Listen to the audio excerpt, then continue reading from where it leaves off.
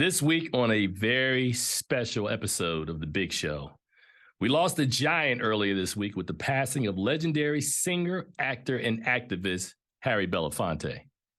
Over one of the last links, of the golden era of Hollywood, Belafonte was also an accomplished singer and entertainer. Today, we'll remember his legacy and discuss his iconic career. Plus, there are a couple of new projects opening in theaters this week, but I'm going to focus only on one, and of course, that's the Citadel. We'll have all of that and more on a very special episode of 536 of The Big Show, keeping it real with FilmGordon. Let's go.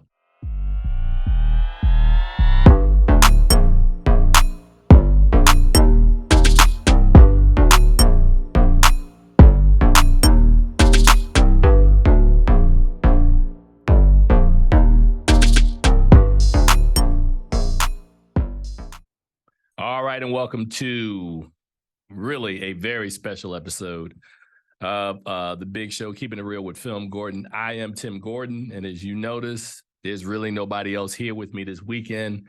I've spent a lot of time reflecting on the life of a giant, Harry Belafonte, who passed away earlier this week at the age of 96. For years, what we knew about Harry Belafonte, and of course now in retrospect is very shallow, is that, him and Sidney Poitier are sort of linked at the hip. Belafonte, of course, born 8 days before Poitier back in 1927. We'll talk a little bit about it later on. His career path really diverged over something really, really innocuous that happened back in 1949, putting Sidney Poitier on a path of being who he became, and then Belafonte grew into what we now know of him and his enormous legacy that finally came to an end at the end of early this week. So, but I did want to spend the entire show, for the most part, talking about this man, this giant, this activist, this actor, this entertainer, and not just what he did, but what he actually meant to people like me, because I've been reflecting on it, as I said, since I got the news back on Tuesday. This week, I'm probably going to break the show down and spend one segment on each of those different areas of his life. And, I was on radio. If you watched last week's podcast, we had Solomon Jones from Wake Up with Word in Philadelphia. He had me on his show again earlier this week. And I explained to him that Belafonte lived 3 extraordinary lives inside of 3 different chapters inside of one extraordinary life. Whether you want to call him like a Forrest Gump type guy, because he was around so many things, which we will talk about a little later on. He was a part of so many different things, so many different eras. It's just mind-boggling. And the one word that I kept uttering over and over was just, wow. I immersed myself, in some additional things that I did not know about the man watching Tonight with Belafonte. We've already talked a little bit about a couple of years ago, the release of the documentary, The Sit-In, where Johnny Carson allowed him to come in and pretty much host the Tonight Show. So we're going to go into a lot of those stories and a lot of those things all show long. So to kick it off, I'm going to start off with Harry Belafonte, the entertainer. And let's go through that. So born, of course, on the 1st of March back in 1927, singer, activist, and actor. He's arguably the most successful Caribbean-American pop star who popularized, the Calypso musical style with an international audience back in the 1950s. Of course, his breakthrough album, Calypso, was not just the first million-selling album by a single artist in that genre. It was literally the first platinum album ever sold back in 1956. Once again, another distinction for Harry Belafonte. Of course, from the Calypso album, to this day, nobody really knows that the song is called the Banana Boat Song, but you do know Day-O, Daylight Come and We Want to Go Home. That's the song, right? He also had up from that same album songs like Jump the Line and Jamaica Farewell. He recorded and performed in many genres, which we will go into a little later on, including blues, folk, gospel, show tunes, as well as American standards.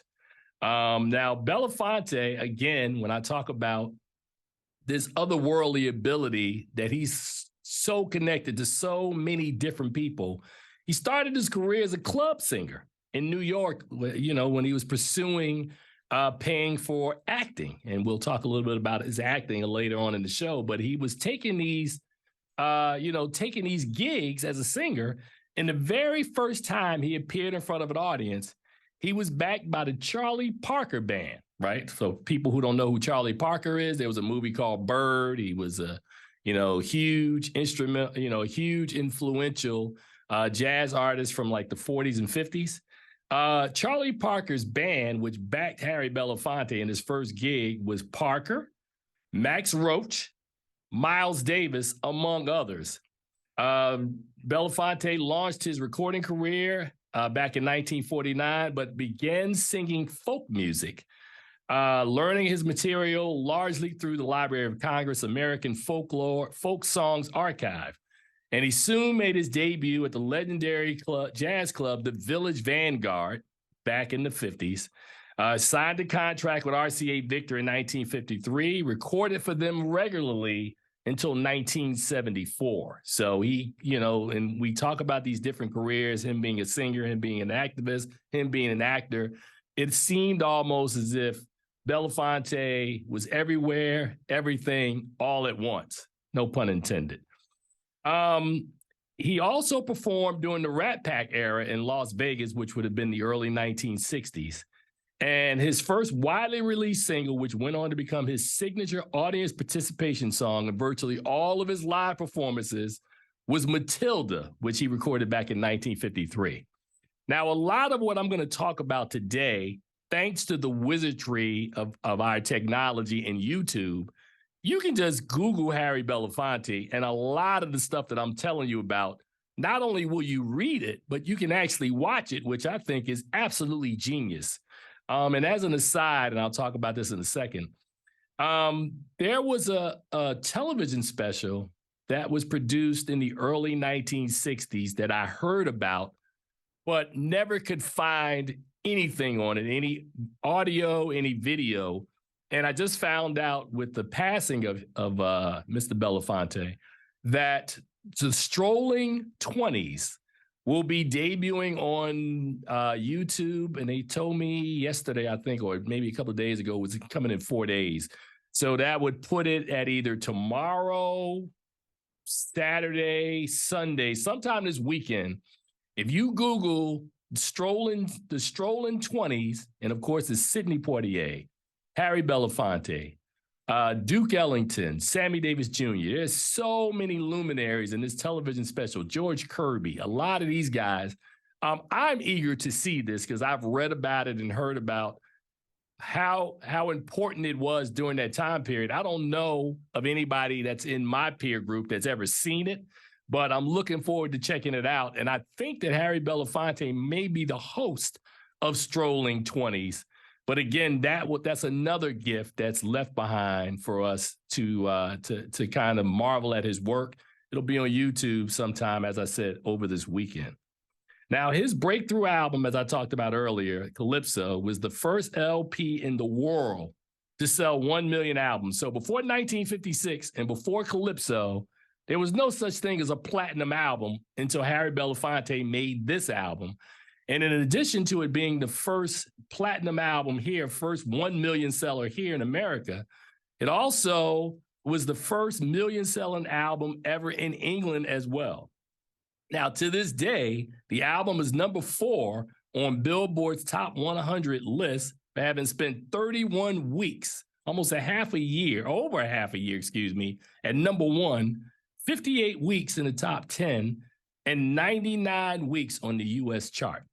Again, Calypso, 1956, Harry Belafonte.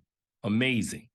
The album, introduced American audiences to calypso music, which had originated in Trinidad and Tobago in the early 19th century. And of course, Belafonte was dubbed the king of calypso. So when we talk about a man and these different careers, this is one of the facets of his career. Him as an entertainer, him as a singer. Of course, we talked about Banana Boat Song, which is probably the most recognizable song from Harry Belafonte, was on that album. But as I said earlier, despite the fact that his breakthrough came in calypso music, he recorded everything, man, blues, folk, gospel tunes, and American standards, which takes us to something that if you get an opportunity, please Google it and watch it, because I did this week. In 1959, Revlon sponsored a program called Tonight with Belafonte, a nationally televised program that featured Odetta, who sang Waterboy and performed a duet with Belafonte of There's a Hole in the Bucket that hit the charts in 61. He was also, as a result of this special, it won an Emmy, making him the first Jamaican American to ever win one for that show. He would go on after that, and we'll talk about the huge break that he took from his film career when he, got into his work as an activist, and he got into his work, or continued his work, I should say, as a singer. He recorded a couple more live albums, both recorded in Carnegie Hall in 1959 and 1960, both of them having success. His 59 album, Hava Nagilia, became a part of his regular routine and one of his signature songs, which led Frank Sinatra during the inauguration of then President John F. Kennedy, who recruited a roster of entertainers to perform for the inauguration. Harry Belafonte was selected for that and recruited for that. Along with him were people like Ella Fitzgerald, Mahalia Jackson, and many others. They also went on in the 1960s for him to record several more albums, and he would work and discover people, including South African singer Miriam Makeba, and a little-known guy that he recorded a folk song with, who he discovered. You might have heard of him before, a guy by the name of Bob Dylan.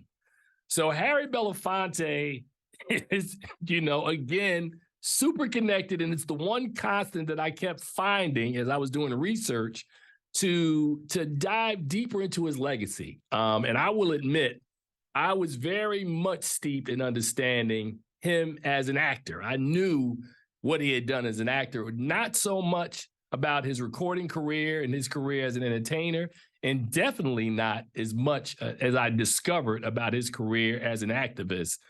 But I'm surprised to find out some of these things, but not really shocked, man, because I knew there were moments that Harry Belafonte really influenced and moved the culture throughout, the latter part of the 20th century. Now, moving into the 1960s, and when I talked about him working with Bob Dylan, it was on an album called Midnight Special back in 1962. So like about 60 years ago, he'd worked with Dylan. Now, of course, in the mid-60s, musical tastes begin to change, right? You had the Beatles coming into town and Beatles coming out, the Rolling Stones and rock music, the Doors, and all these things happened. And of course, as musical taste changed, his position on the charts began to diminish, right? His last album to appear in the Billboard Top 40 actually came in 1964. And then in 67, he released an album called A Strange Song that actually charted in 67. He won Grammy Awards for album Swing That Hammer back in 1960, An Evening with Belafonte and Makeba in 1965. And of course, he would go on to earn 6 gold records in addition to the one platinum that we talked about with Calypso back in the mid-50s. Now, during the 1960s, he's appeared on TV alongside artists such as Julie Andrews, Petula Clark, and Lena Horne. His 5th and final Calypso album, Calypso Carnival, was issued in 1971. And from there, his recordings sort of slowed down, but he was huge as a tour act. So he toured a lot during the 70s.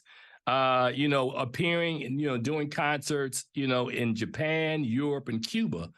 And in 1977, Columbia Records released the album Turn the World Around with a strong focus for Belafonte on world music. Now, as I said, he would go on to win three Grammy Awards, including a Grammy Lifetime Achievement Award, Emmy Award, and a Tony Award. And in 1989, he received the Kennedy Center Honors and was awarded the National Medal of Arts in 1994. In 2022, a year ago, he was inducted into the Rock and Roll Hall of Fame in the Early Influence category, and to that point was the oldest living person to have received that honor when he was 95 years old. He also received the Kennedy Center Honor in 89, National Medal of Arts in 94, and won a Grammy Lifetime Achievement Award in 2000. He performed his sold-out concerts globally from 1950s to the 2000s, with his last concert being a benefit concert in 2003, and he announced his retirement from performing back in 2007. Harry Belafonte, as a recording artist, had he not focused on anything else, would have been huge. But there's a lot more to that story, and we'll come back with more of it in our next segment when we concentrate on Harry Belafonte and his activism work. You guys keep it where you got it. We'll be right back. Down the way where the nights are gay and the sun shines daily on the mountain top, I took a trip on a sailing ship. When I reached Jamaica, I made a stop, but I'm sad to say I'm on my way. Won't be back for many a day. My heart is down, my head is turning around. I had to leave a little girl in Kingston town. Sad to say I'm on my way. Won't be back for many a day. My heart is down, my head is turning around. I had to leave a little girl in Kingston town.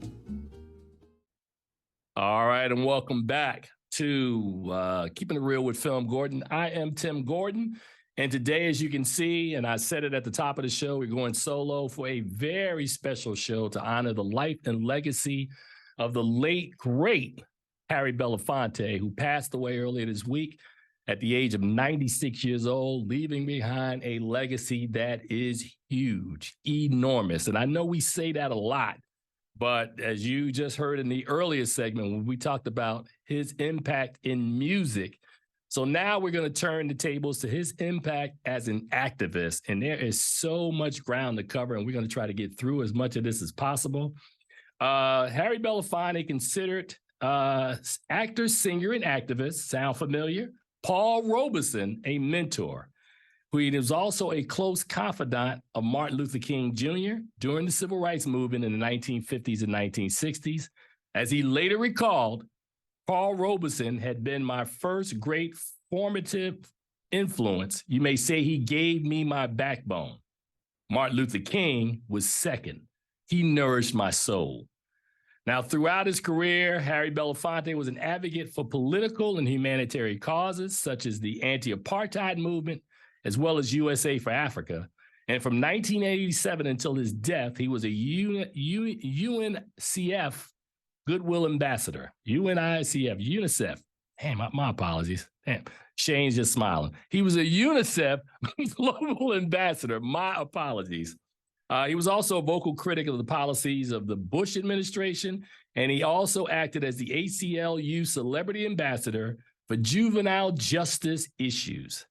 Now, during 1968, and we talked a little bit about this earlier for people who have never seen this documentary, 1968 was a real rocky and tumultuous time in our country. You know, we had Vietnam going on. There were this is pre-assassinations that would happen later that year. So in February of 1968, Johnny Carson surrendered his set for a week and gave it to Harry Belafonte to host the Tonight Show, with the instructions or the blessing that whichever guest that he booked, that they would have him on the show.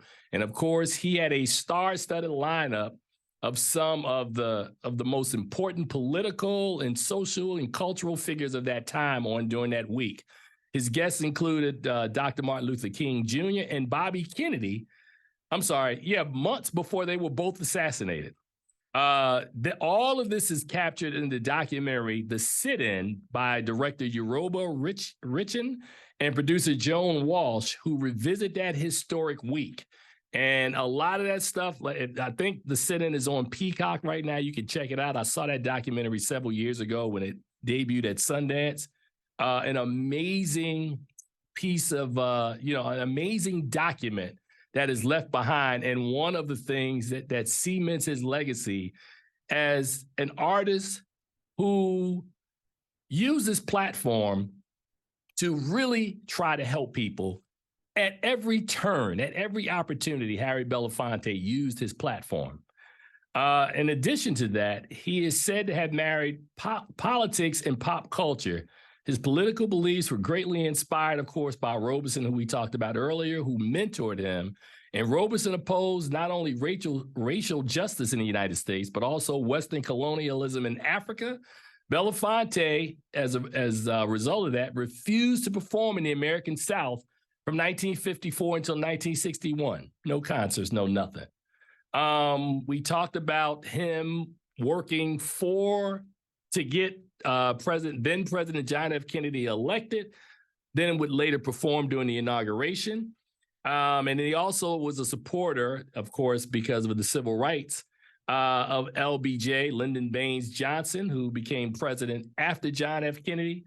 Now, a lot of this ground is covered in another documentary because there's so many different things that document parts or different areas of Harry Belafonte's life. There's a documentary from 2011 called Sing Your Song, which is a biographical film focusing on his contributions and leadership in the civil rights movement here in America and his endeavors to promote social justice globally. In addition to Sing Your Song, which is the documentary, he also released his memoirs, My Song, which he also published later that year, back in 2011. Harry Belafonte supported the civil rights movement in the 1950s and 60s and was one of Martin Luther King's confidants. He provided the King family, which a lot of people didn't know, money because, Dr. King was only making a small amount of money, but was running around. So as with a lot of other activists, Belafonte was blacklisted during the McCarthy era. Now, during the 1963 Birmingham campaign, Harry Belafonte bailed Dr. King out of Birmingham, Alabama jail, and then raised $50,000 to release other civil rights protesters. He also contributed to the 1961 Freedom Rides, supported voter registration drives, and helped to organize the 1963 March on Washington. If you didn't do anything else, that's a lot. That's a lot. During the Mississippi Freedom Summer of 1964, Harry Belafonte, along with Sidney Poitier, bankrolled SNCC, the Student Nonviolent Coordinating Committee, flying to Mississippi that August, and they spent $60,000 in cash, raised $60,000 in cash, entertaining crowds in Greenwood. Now, in 1968, Harry Belafonte appeared with Petula Clark on a primetime television special on NBC, and they were doing a duet when Petula Clark touched Harry Belafonte. Shane touched Harry Belafonte. That touch resulted in the network getting skittish and wanting them to retape the segment, only for Clark, who was a part owner of this special, to basically go, no, we're not retaping it. And if you guys take that out, the special won't air at all. So as a result of that, they left it intact. They allowed it to air, and it got huge ratings. What did we learn? Inclusion works. Inclusion works. And we learned that in 1968. Of course, there were other moments where Harry Belafonte, of course, taped where he courted controversy. I don't think he courted it. I just thought he was being him. He appeared on the Smothers Brothers Comedy Hour in 1968, performing a controversial Mardi Gras number intercut with footage from the 1968 Democratic National Convention riots. Of course, CBS censored that. The full unedited content was broadcast, I don't know, like 25 years later as part of a complete Smothers Brothers Comedy Hour syndication package. You can go online and Google it. Promise you can find a lot of the stuff that I'm telling you about. And for Shane's generation, what you probably will remember about Harry Belafonte, in addition to all of the other things he did, he helped organize the We Are the World campaign, bringing together at that time the largest artists in the world to raise money for funds in Ethiopia, in Africa. He also performed in a Live Aid concert later that year, and in 1987, he received his appointment to UNICEF as a Goodwill Ambassador. During his appointment, he traveled to Senegal, Dakar, where he served as a chairman for the International Symposium of Artists and Intellectuals. He raised funds along with 20 other artists in the largest concert ever in the sub-Saharan Africa. In 1994, he embarked on a mission to Rwanda and launched the media campaign to raise awareness for the needs of Rwanda children. There's a theme that's running through all of this, man. I'm here to help people. Harry Belafonte used his platform to serve people in his role as an activist. And I'm going through this. This is stuff you can read, but I'm going through it to make a greater point, which we will bring it home a little later on. In 2006, he received the BET Humanitarian Award, which was an amazing time. I think, not sure if, no, I don't, he would get he would receive the Spingarn Medal with Sidney Poitier when that was an amazing moment that these two kind of reconnected again, which they also always are connected as best friends. Harry Belafonte was a longtime critic of U.S. foreign policy, and if you go online and Google, there is an amazing piece of video and back then in 2006 when Harry Belafonte was on stage alongside then Senator Barack Obama and First Lady Hillary Clinton when they were both running for president in 2008. And between the two of them, he went in on the Democratic Party, which I was like, damn. But, that's who Harry Belafonte was. Sidney Poitier called him gutsy. I call him fearless. If he saw something that was wrong, he spoke on it. He never bit his tongue. But as I said earlier, he was always here to help and serve people. Or to use a song, there was a song, spiritual, if I can help somebody along the way, then my living won't be in vain. Pretty much Harry Belafonte. That's his career. That's his life. In 1980, or let me take that back, closer to the beginnings of the 2000s, the end, not 1980, I'm reading this wrong. He went to Cuba. And according to an article, Hip Hop Revolution, Nationalizing Rap in Cuba, Harry Belafonte met with the representatives of the rap community immediately after meeting with then Fidel Castro. The meeting resulted in Castro's personal approval of, and hence the government's involvement in, the incorporation of rap into the country's culture. There's another connection with rap and Harry Belafonte, which we will talk about when we get to the segment of him as an actor, producer. But again, as we talk about the 50th anniversary of the celebration of hip hop, the expanding or spreading of hip hop around the world, at least in Cuba, Harry Belafonte had a huge role in that. He was also active in the anti-apartheid movement. He was a master of ceremonies, honoring then President Oliver Tambo, and was also a personal friend of Nelson Mandela. Again, I would encourage you, and I didn't want to spend a lot of today's show playing a lot of clips of Harry Belafonte, but I would encourage you to let his actions inspire you, not the things that I'm telling you, because the things I'm telling you are a direct result of the things that he did or the things that he participated in, the efforts that he participated in. But in studying this man and studying his actions, extraordinary is all I can tell you. Extraordinary. So that will cover the period that I want to discuss about his activism and who he was, using his platform. So absolutely amazing. So we're going to take another break right now. And when we come back, I want to talk about Harry Belafonte, the actor, producer. You guys are, keep it where you got it. You guys are listening to and watching Keeping It Real with FilmGordon. We'll be right back. It was Johnny who put me at ease and said, we would just want you to be who you are.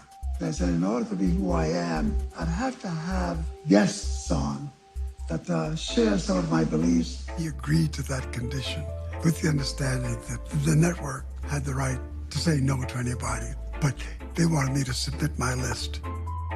After a little bit of wrangling, they gave him control of the guest list, which was a huge deal. So was there trepidation? I'm sure there was trepidation. I'm sure there was trepidation.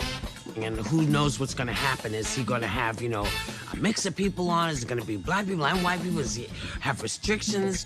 When you see pictures of the guests, they didn't just pass each other. They knew each other.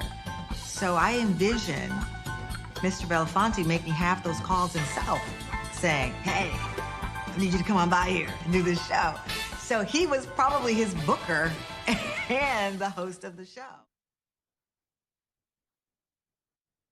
All right, and welcome back to Keeping It Real with FilmGordon. I am Tim Gordon, and we are in the middle of a special episode honoring the life and legacy of Harry Belafonte.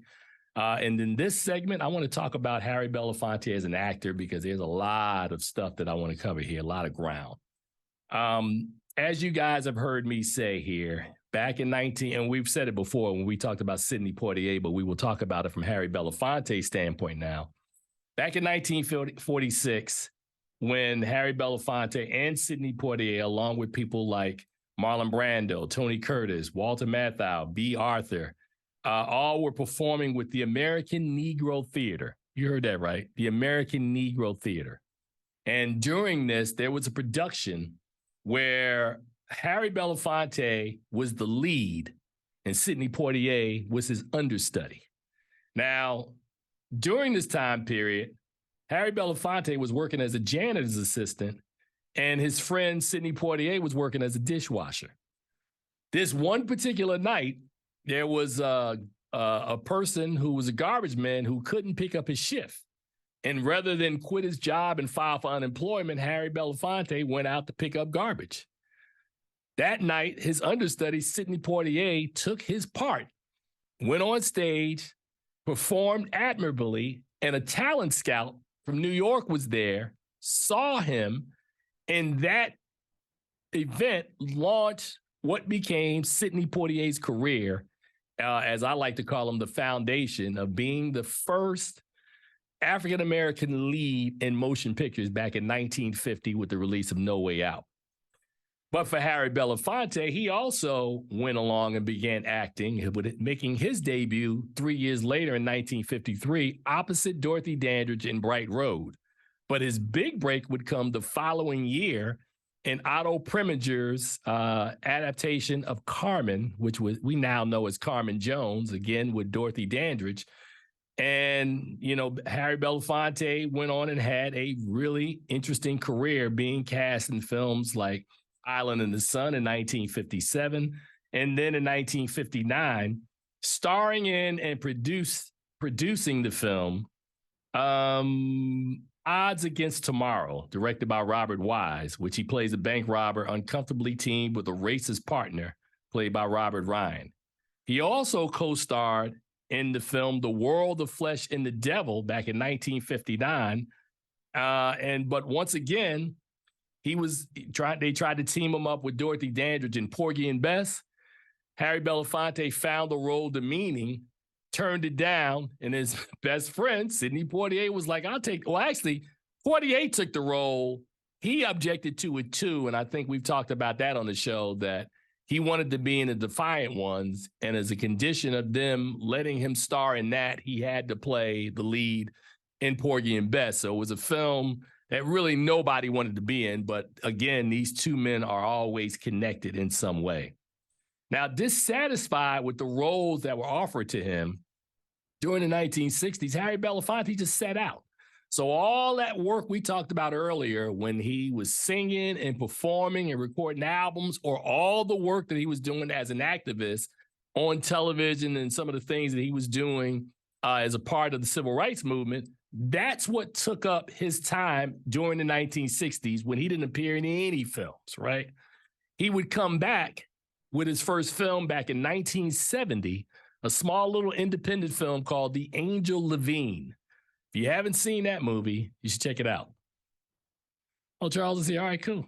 You can put him on. So he comes back with The Angel Levine in 1970, and then would reteam with several films with Sidney Poitier in the 1970s, most notably Uptown Saturday Night, Bucking the Preacher in 1972, a Western.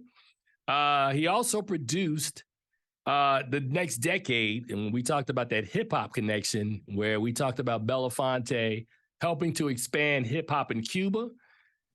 At the early stages of hip-hop here in America, 1984, he scored and produced the film Beat Street, which I'd known about at the time, and it is one of the seminal early hip-hop films, along with Wild Style, Breakin', Crush Groove, and those sorts of films. But Beat Street is from Harry Belafonte. That again is another gift that he left, dealing with the rise of hip-hop culture. Now, he next starred in a major film in the 1990s, appearing with John Travolta in the race reverse drama White Man's Burden, as well as garnering a Critics Circle Award for Best Supporting Actor for the film Kansas City in 1996. He also starred as an associate justice of the Supreme Court of the U.S. in the film Swing Vote from 1999. And back in 2006, Belafonte appeared with Bobby, Emilio Estevez's ensemble, and appeared in Bobby, the film Bobby, which was really good.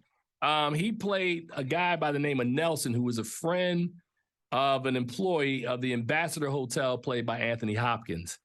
And in his final film appearance, this one I like a lot, he played an elderly civil rights pioneer who sits in front of a group of Black college students, giving us the background, not just of a horrible lynching, but also the story of the film, The Birth of a Nation, and Spike Lee's Black Klansman, which of course won Oscars for Best Adaptation of Screenwriting for Lee and for another good colleague of ours and friend of the show, Kevin Wilmot. Now, one of the things that I want to clear up on this show, because this is a really important distinction, right, is we know about what an EGOT winner is, right? An EGOT winner, of course, is somebody who wins an Emmy, a Grammy, an Oscar, and a Tony. Yes, Harry Belafonte did win an Emmy. Yes, he did win a Grammy, and yes, he did win a Tony. He did not win a competitive Oscar. He got an honorary Gene Herschel Award, which is an honorary Oscar, back in 2014. So I've been reading all over. He's an EGOT winner. No. Harry Belafonte was a lot of things that he was not. But he does have an honorary Oscar, and that's important. That's a very important distinction to note. Now, of course, before we go to Charles, Harry Belafonte died of congestive heart failure at his home in the Upper West Side of Manhattan earlier this week. He was 96 years old, man. And over the course of 40 minutes almost that we've talked about him on the show, we've talked about the three distinct areas of his life, Charles. His life as an entertainer and the music he produced, his life as an activist and the lives that he touched and changed, his life as an actor and the work that he leaves behind, despite the fact that it's not a lot of it, it's all impactful, man. So having said all of that, Charles Kirkland Jr., welcome to this special edition of Keeping It Real with FilmGordon, man. How you doing, brother? Man, it's been a day, and I'm glad to be here. Thank you for letting me in on the show. Well, bruh, this is your home. You belong here, man. And as we've got about another 5 or 6 minutes, man, in this segment, man. I wanted to go through today and the fact that, how things work, everything works out for the good, Charles. It actually worked out, man, because what I wanted to do is I wanted to laser focus on the life of this giant, man. This man whose career, as I was studying it and we were going through it today, it is just, you look at a person who lived 3 lives in one. It's just, wow. Pretty much. So what are your thoughts, man, on the passing of Harry Belafonte? We talked about Black Klansman for a moment. He was never credited as who he was in that film. Everybody kind of assumed that it was his own story that he told in that film, being who he was, a civil rights leader, but he was portraying another person, so it really wasn't his story.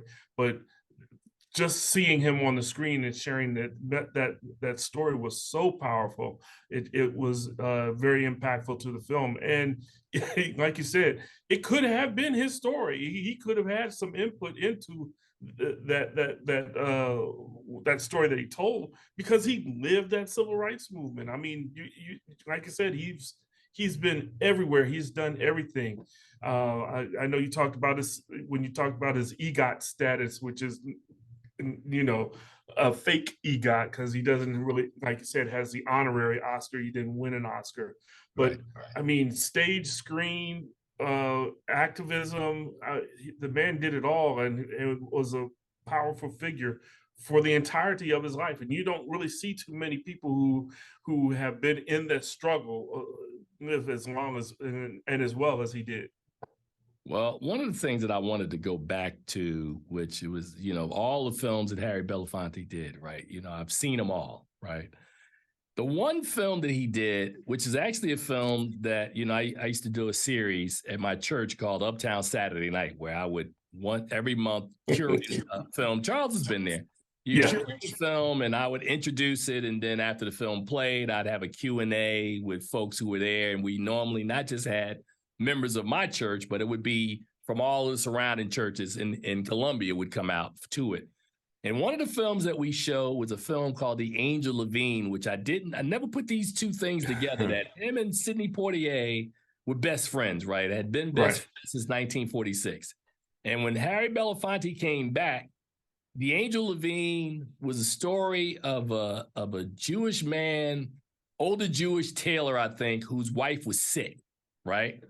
And he prayed for intervention, and God sent this Black man who was an angel, played by, whose name Levine, played by Harry Belafonte, who was this Black Jewish guy, right? So a lot of the movie is the guy is not believing in this angel. He's not believing in who the angel Levine is. And as he starts to believe, his wife begins to get better. But then at some point during, I think either late in the second act or third act, there's a conflict that happens. He doesn't believe. Of course, his wife takes a turn for the better. And there's this great scene, Charles. You've seen this movie, right? The Angel Levine? Yes. There's this great scene at the end when he's trying to find the Angel Levine, and you see this hat flying in the air, and it's a dove, and I was like, whoa. Nice movie. Now, the next year, Sidney Poitier was like, oh, I see what you did there, Harry. Hold my beer. And he makes a movie called Brother John. Again, a story of another Black man who's an angel, who every time in Alabama, in this community, that somebody is about to pass, he just shows up. Nobody knows how he understands or knows all these different languages, how he makes his money. The racists that live in Alabama or in this community think that he's some sort of a communist who's being funded. Again, people, I tell you this all the time. Charles, if he was here, look, there's nothing I'm reading, Charles. This is all from memory, man. This is what I do. I watch movies, man. I know stuff about movies, man. So I was making a connection between what I think is one of his best performances to me, the Angel Levine, and then again, a performance that a lot of people don't know that Sidney Poitier gave the following year before they finally said, we're going to stop making these spiritual movies and let's make a Western in 72. He made Buck and the Preacher. Yeah, man. So, you know, and then remember he was Geechee Dan in Uptown Saturday Night. Uptown Saturday Night, yeah. Geechee Dan. Matter of fact, that screenplay we talked about, written by a friend of our show, Richard Wesley, gave us Geechee Dan, Biggie Smalls. Who else was in that movie? There were a lot. What was his Kansas City Mac? He was just coming up with all Memphis Slim, all Memphis of them. Slim, Kansas City Mac, Biggie Smalls, Geechee Dan. So yeah, man. We as a people, we're pretty good. We're very creative, man. So Richard Wesley, man, if you're watching, shout out to you, bro. We may have to have him back on, man, because I think next year, Charles, is going to be like the 50th anniversary of that film, man. Uptown Saturday, man. Yeah. So, yeah, bro. So Harry Belafonte. Too bad we can't play it.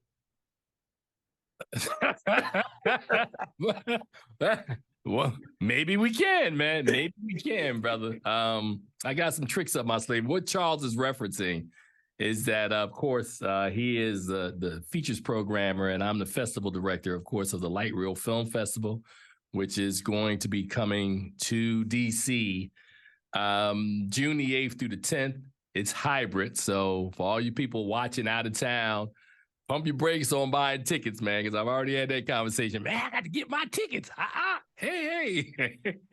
You can still buy tickets. No, I'm talking about buying an airline ticket to fly to the festival. Yeah, that's what I was saying. Pump your brakes. We'll announce ticket sales pretty soon, but yeah, man. So, Charles, I think that kind of wraps up our coverage on Harry Belafonte. Gone, never forgotten. Impact, huge impact.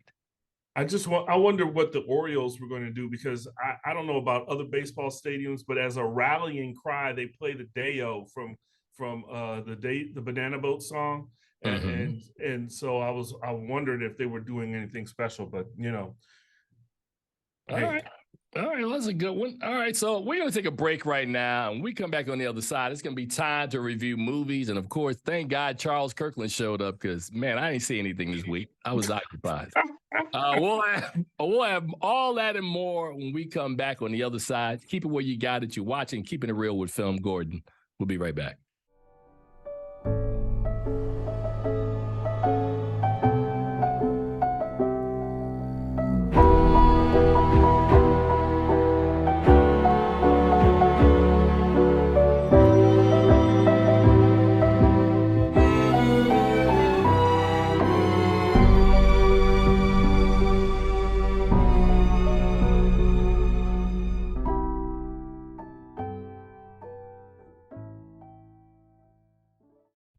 And welcome back to segment 4, Keeping It Real with FilmGordon. I am Tim Gordon, joined now by Charles Kirkland Jr., who came in just a smidge early, just a little early.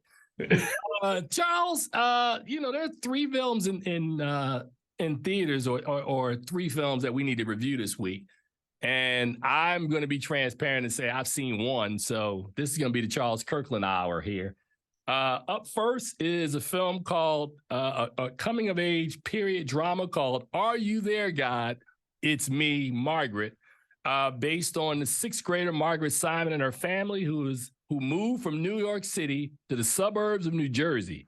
Since one of her parents is Christian while the other is Jewish, she goes on a quest to discover her religious identity. Now, the film, of course, is produced and written for the screen and directed by Kelly Fremont Craig, based on a 1970 novel of the same name by Judy Blume. The film stars Abby Ryder Forston as the title character of Margaret Simon, Rachel McAdams as her mother Barbara, and Kathy Bates as her grandmother Sylvia. How was camp? It was amazing. So you were in a play? Yep. Oh my gosh, Hey, incredible. What are those boxes for? Don't worry about that. I want to hear more about camp. What else you learned? What else did you do? You're moving. What? Really, Mom? Sylvia. Oh, You promised. We're moving? Look, She saw the boxes. Yeah, she was putting it together. I don't think she was. Moving? Okay. just... Look, we wanted you to settle in before we sprung the news, but your dad got his promotion. Yeah, isn't that great? And we found this great house. Oh, the best house, the best house. Well, that's the thing. We got really lucky. New Jersey. Ah. New Jersey? I'm sorry. Oh. Charles Kirkland, take it away, my friend. The film, it does deal with the religious aspect of this girl trying to find her religious identity, but it also deals with a whole lot of just prepubescent things. Just girls about finding bras, loving on boys, talking about boys, and trying to get their period. I don't know how else to say it, but increasing their bust, all these things that girls do. So this is actually a really cute girls film. It's very entertaining, and Kathy Bates steals this show every time she's in a scene. Action, and also Kelly Freeman, Craig, and James L. Brooks, who's the executive producer. This is the second time they worked together since they did another film, coming of age film called The Edge of 17, which you may remember before. So there's a great pedigree in here with Hans Zimmer doing the music on the film. And believe it or not, this is actually a pretty good film. It's very entertaining. It's not one of those things that's going to leave a mark on you that you're going to remember for the rest of your life. But it should do very well based upon the fact that there's been so many people who've read the book, so many girls who've read these books and are excited to see it on the screen. As a matter of fact, my wife was one of them. She wanted to go see the film with me because she read the books and was excited about it. So I give the film a B- because it's structured very well. Abby Ryder Fortson, who we last saw as Cassie in the Ant-Man movie, is phenomenal in this film. I mean, she displays a range of emotions that is incredible for someone of her age. And like I said, Rachel McAdams is great. Kathy Bates steals the show. It's an entertaining, fun romp into the world of pre-teenage girls, because Margaret Simons is only 12 years old. So next film is going to be Big George Foreman, which is also titled Big George Foreman, A Miraculous Story of the Once-in-the-Future Heavyweight Champion of the World, which is why we didn't use that title, and we just went simply with Big George Foreman. It's a sports biopic directed by George Tillman Jr. and focuses on the life of world heavyweight boxing champion George Foreman, played by Chris Davis. It also stars Jasmine Matthews, John Magaro, Sullivan Jones, Lawrence Gilliard Jr., Sonja Sohn, and Forrest Whitaker. At 32 years of age, can Muhammad Ali dance and stay away from Foreman? After what Foreman did to Frazier, Ali would seem to have no chance. All questions will be answered.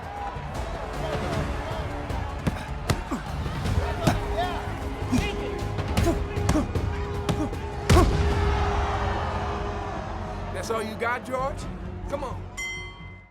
Okay, this is another faith-based film for the week. So I don't know. I guess that's why Tim didn't see anything, because it's in my wheelhouse.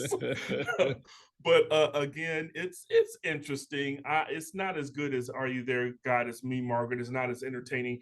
But if you don't know the story of George Foreman, it can be very educational. And just it was great to hear the story of how inspiring God, or how much a role God played in Foreman's life, even when he wasn't a follower. So the only other thing was, Muhammad Ali and George Foreman were best friends and were until Muhammad Ali died.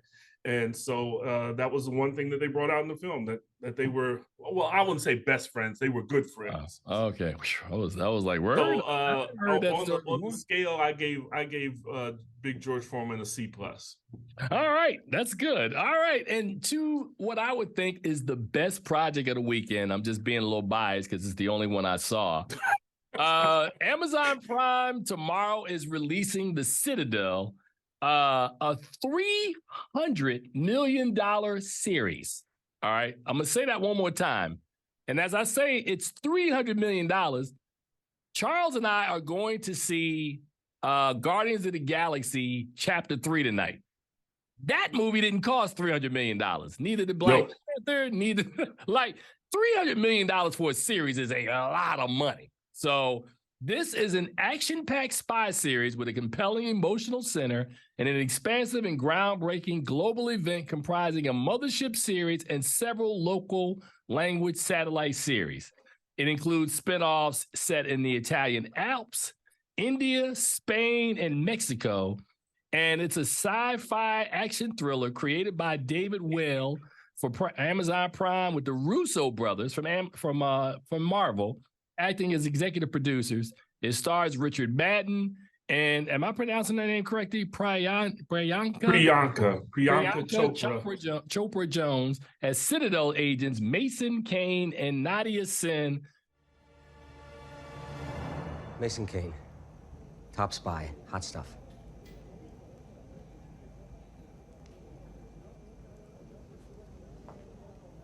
I'm just... Bernard Orlick, Manticore, the X case. Any of that ring a bell? You really need to get out of my way, buddy. They wiped your memories. I was on a train 8 years ago in Italy. There was an explosion. I was pulled from the water. I couldn't remember who I was or how I got there. You were on that train with me. No. You were a spy, like me, for an organization called Citadel. I don't know what you're on, but I'm gonna walk past you through that door, and if you touch me, I'm gonna scream, okay? Catch. Did you just throw a knife at me? I thought you were gonna catch it. Charles, they only gave us 3 episodes of this, right? You're just teasing me, right? They gave us just enough for us to get the setup in episode 1, understanding by the end of said episode that there's some separation and amnesia, which in episode 2, we sort of kind of get the gang and the band back together, only to find out that there are some deep, dark secrets that are explored in episode 3. Charles, what did you think about the Citadel? You know, the great thing about the Citadel was the last week when you were doing the Diplomat screening, I was doing the one for Citadel. And They had it at the Spy Museum, of course, which was appropriate with a lot of hors d'oeuvres and everything, which was great. But I don't think they really needed it because this is actually a pretty slick show. I think it was pretty well done. They invested the $300 million well, I think, in this series, and it looks good. Priyanka Chopra Jonas is outstanding in this film. I mean, I continually wonder how Nick got so lucky. But anyway, she's incredible in the film. And I think the storyline is great. So far, we got 3, and it's already been greenlit for a 2nd season. So of course. So Prime is like, yeah, we're all in on this one. So yeah, you talked about satellite series and everything. This is, well, to break it down, Citadel is a spy organization, and it gets attacked by its enemy and almost wiped out. So I guess what we're looking at is the restructuring of Citadel, and looks pretty good. And I enjoyed it. Spy agency. I didn't mean to cut you off. They're a spy agency beholden to no government. No, so they are totally off the grid and doing their thing independently. And as you said, I think the 2 leads have great chemistry. Lady Jonas, she looks really good and she's doing an amazing job. And to your point, I agree. Man, you got lucky. That's a great gig working at Citadel, man. So it drops tomorrow on Amazon Prime. I would watch it, and I think it's very smart that they didn't Netflix this thing by giving you a whole season. They're gonna make you wait on Citadel, because when you spend $300 million making a series, you got to wait. I don't like to wait, though. I don't like to wait. Yeah, none of us do, man. We've been trained that we don't get the chance to wait. So I can't really give Citadel a grade, and neither can Charles, because it's only 3 episodes in. So it's almost like when I talked about Beef several weeks ago, the Diplomat last week. These are series that you have to see in totality before you can grade them. So I would just recommend people to watch it. I think it's good enough to watch. Absolutely. All right, man. We got about a minute left, man. But before we get out of here, let me just remind the audience that you got several chances to check out Aladdin, which closes on Sunday at the National Theater. Plus, make sure to come out and meet me this weekend, along with Charles, this weekend at Film Fest DC's Coming Attraction event, hosted by Charles Kirkland Jr. and featuring Travis Hobson and myself. That's going to take place Saturday afternoon at the landmark E Street Theater, beginning at 1:45. Come down and see our faces, man. It'll be a good time for all. Lots of fun. Come on out. All righty. So on behalf of my brother Charles Kirkland, as we tell you every week, please see something good at the movies. I should add, as well as the streaming platforms. Until next week, man, we're out. And rest in peace and blessings to the family of Harry Belafonte. We will see you guys on the other side. You enjoy your weekend.